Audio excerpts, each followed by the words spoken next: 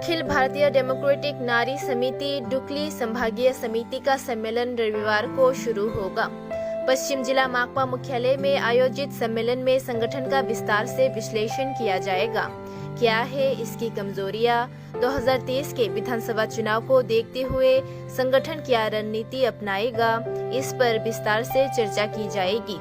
इस दिन सम्मेलन शुरू होने से पहले वामपंथी महिला नेताओं ने राज्य की भाजपा आईपीएफटी गठबंधन सरकार की आलोचना करते हुए कहा कि राज्य में महिलाओं पर अत्याचार के अलावा लोकतंत्र की भी हत्या हुई है। महिलाएं इसके खिलाफ दहाड़ेगी। आने वाले दिनों में महिलाएं इसके खिलाफ आवाज उठाएगी।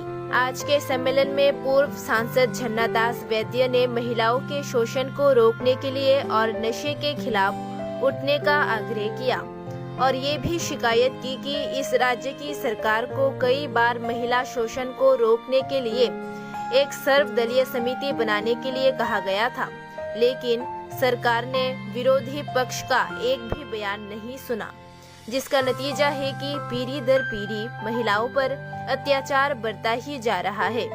पार्टी सूत्रों के अनुसार 2023 के विधानसभा चुनाव की रणनीति अखिल भारतीय लोकतांत्रिक नारी समिति के इस सम्मेलन से तय होगी। अब से नारी समिति ने मैदान में कूदने के संकेत दे दिए हैं। সার্বিকভাবে সফল করার জন্য প্রতিনিধিদের আলোচনা এবং আমাদের যে কর্মসূচি এই দুটোকে মিলিয়ে প্রতিনিধিদের প্রস্তাব আগামী দিনে আমাদের সংগ্রামের অভিমুখ কি হবে সেটা আমরা নিশ্চয়ই এই সম্মেলন থেকে ঠিক করব। আজকে 28শে আগস্ট 2022 আমাদের ডুকলি মহকুমা সম্মেলন। এই সম্মেলনে প্রায় 240 জন প্রতিনিধি উপস্থিত থাকবেন। এই সম্মেলনে আমাদের রাজ্যের বিধানসভার বিরোধী দলনেতা কমরেড মানিক সরকার এই সম্মেলনের উদ্বোধন করবেন। কাজেই তার থেকেও আমরা নিশ্চয়ই পরামর্শ পাব যে আগামী দিনে আমাদের সংগঠনকে আরও শক্তিশালী করা। যারা এ রাজ্যে 2018 সালে বিজেপি আইপিএফটি ক্ষমতায় আসার পর সারা রাজ্যে যে অগণতান্ত্রিক কার্যকলাপ, গণতন্ত্রকে লুণ্ঠিত করা, গণতন্ত্রকে খুন করা ভোটের মাধ্যমে এবং আকাশ ছোঁয়া দ্রব্যমূল্য বৃদ্ধি, তা নয় রাজ্যের পানীয় জল, বিদ্যুৎ, রাস্তাঘাট থেকে শুরু করে বেহাল অবস্থা। সবচেয়ে উদ্বেগের হলো ক্রমবর্ধমান নারী নির্যাতন। আমরা যেখানেই গেছি, যেখানেই নারীরা নির্যাতিতা হয়েছেন, যেখানেই গেছি একটাই কথা, অতীতে আমরা কখনো দেখিনি দিনের বেলা প্রকাশ্যে অটো থেকে নামিয়ে কুপিয়ে কুপিয়ে মহিলাকে হত্যা করা। এটা ত্রিপুরা রাজ্যে এই বিজেপি এবং আইপিএফটির জোট আমলে যেটা প্রত্যক্ষ করেছি আমরা।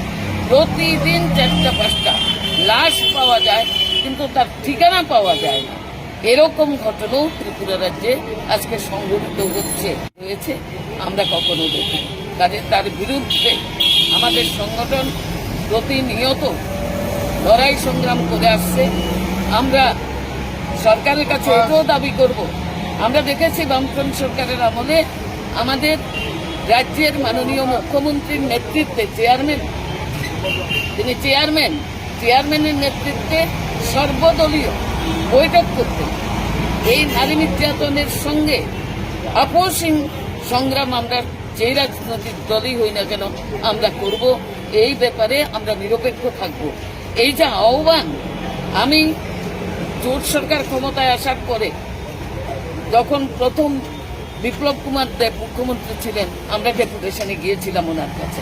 ওনাকে তখন ওনার কাছে আবেদন করেছিলাম যে আপনি একটা সর্বদলীয় কমিটি করুন এবং আপনার চেয়ারম্যানশিপে সব দলের প্রতিনিধিদের ডাকুন, রাজ্যে ক্রমবর্ধমান নারী নির্যাতনের বিরুদ্ধে আমরা সকলে মিলে যাতে ঐক্যবদ্ধ আন্দোলন গড়ে তুলতে পারি। কিন্তু তিনি শুনেননি, তিনি করেননি। কাজেই এগুলো সরকার থেকে উদ্যোগের অভাব রয়েছে এবং জনমানসে আজকে সবচেয়ে ভয়ঙ্কর হলো যেটা নেশা। এই নেশা বিরোধী আন্দোলন যদি শক্তিশালী না হয় তাহলে নারী নির্যাতন ক্রমবর্ধিত আরো বাড়বে, এটা দিন দিন এটার থেকে আমরা রেহাই পাবো না। কাজেই এর বিরুদ্ধে আন্দোলন গড়ে তোলা সম্বন্ধে আমাদের সম্মেলনে চুল চেরা বিশ্লেষণ হবে। এই সার্বিক দিক থেকে অর্থনৈতিক, সামাজিক, রাজনৈতিক যে প্রতিবন্ধকতা, রাজ্যে সন্ত্রাসের পরিবেশ, এই সব দিক থেকে আমরা আলোচনা করব এবং আগামী দিনে আমাদের সংগ্রামের অভিমুখ আমরা তৈরি করব। এটাই হলো আমাদের সম্মেলনের মূল নির্যাস। এটাকে পাথেয় করে আমাদের সম্মেলন চলবে।